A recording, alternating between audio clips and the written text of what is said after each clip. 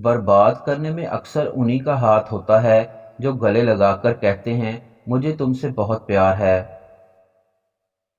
میں نے اپنی زندگی میں سارے مہنگے سبق سستے لوگوں سے ہی سیکھے ہیں۔ کسی نے مجھ سے پوچھا کہ پوری زندگی کیا کیا تو میں نے ہنس کر جواب دیا کسی کے ساتھ دھوکہ نہیں کیا۔ غرور اپنے ساتھ رسوائی لے کر آتا ہے جبکہ عجز اور انکساری سے حکمت اور دانش جنم لیتی ہے۔ دھوکے میں بڑی جان ہوتی ہے، یہ کبھی نہیں مرتا، ہم پر ایک دن واپس آتا ہے کیونکہ اس کو اپنے ٹھکانے سے بہت محبت ہوتی ہے۔ اگر ہم غلطیاں نہیں کریں گے تو پتہ کیسے چلے گا کہ کون کون ہمارے گرنے کا انتظار کر رہا ہے۔ آگ دکھنے میں سرخ ہوتی ہے پر اس کا جلایا ہوا سیاہ ہو جاتا ہے۔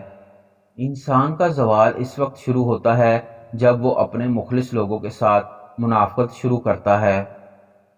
جس زبان سے جھوٹ نکلنا بند ہو جائے اس زبان سے نکلی ہوئی ہر دعا قبول ہوتی ہے۔